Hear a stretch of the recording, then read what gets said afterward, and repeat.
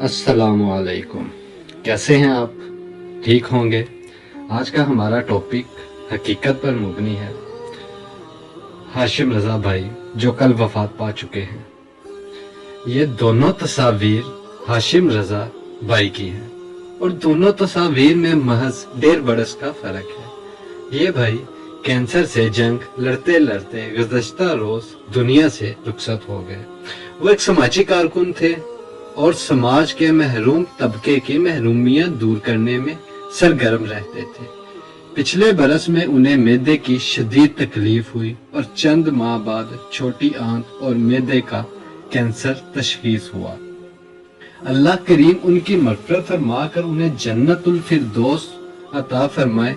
उन्होंने अपनी बीमारी के मुतल्लिक बहुत तफसील से लिखा और आखिर में इसके नतीजे में मिलने वाले कुछ सबक जिक्र किए। मैं चाहता हूँ कि हर एक उनको पढ़े और उनमें हमारे लिए बड़ी इबरत है। वो कहते हैं कि जब मैदे ने हजम करना छोड़ दिया तो महज चंद माह में वजन तेजी से काफी कम हो गया। रोजमर्रा की तमाम सरगर्मियां आस्ता आस्ता छूट गई और मैं बिस्तर से लग गया। जब ऑपरेशन के लिए खून की जरूरत पेश आई तो अजीब वाकया रूनुमा हुआ।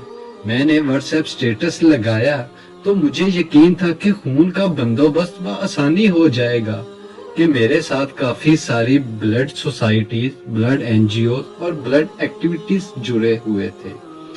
लेकिन मुझे उस वक्त बेहद हैरानगी हुई कि 600 से ज्यादा करीबी लोगों ने मेरा स्टेटस देखा, मगर चंद दोस्तों के सिवा किसी ने पूछा तक नहीं कि आखिर मुझे किस लिए खून की जरूरत है। खून का बंदोबस्त तो हो गया, लेकिन मुझे इससे बड़ा शौक लगा। वो कहते हैं कि जिंदगी के सिखाने का अपना ही अंदाज है और मैंने इन मुश्किल हालात में मुदर्जा झैल बड़े अहम सबक हासिल किए। खुद को अल्लाह के सुपुर्द कर दे कि आपके कंट्रोल में कुछ भी नहीं है। आप नाकाबिले तस्खीर हरगिज नहीं है।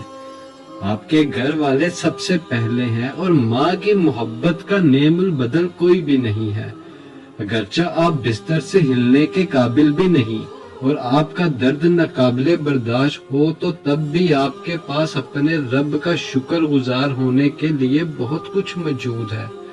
हम बहुत महदूद हस्ती हैं जो बाज़-औक़ात किसी खास मामले की वजह या वक्त का तयन तभी कर पाते हैं जब बहुत देर हो चुकी होती है। आपके होने या ना होने से कुछ खास लोगों के सिवा किसी को कोई फर्क नहीं पड़ता। लिहाजा आप जानने की कोशिश करें कि आपकी जिंदगी में वो खास लोग कौन हैं और उनकी पहले से ही कदर कीजिए। कुछ लोग आपसे खूब फायदा उठाते हैं, लेकिन वो मुश्किल वक्त में आपके किसी काम नहीं आते। ऐसे लोगों से खबरदार रहें। कम मगर मुखलिस लोगों से दोस्ती रखें। जिंदगी में मुफ्त मिली हुई छोटी छोटी नेमतों की कदर कीजिए। किसी से बातचीत, पार्क में चहलकदमी करना, बकायदा खाना खाना, हंसना, भरपूर नींद लेना और छोटे मोटे काम करने के काबिल होना, ये वो नेमतें हैं कि जो शायद आपके लिए मामूली हो, लेकिन मैं आज इनसे महरूम हूँ और इन्हें तरसता हूँ। अपनी मसरूफ जिंदगी से वक्त निकाल कर किसी की तीमारदारी करना बीमार के लिए बहुत अहमियत रखता है। इसी वजह से ये हमारे प्यारे रसूल सल्लल्लाहु अलैहि वसल्लम की सुन्नत भी है। जाने कि आपके लिए वाकई अहम क्या है।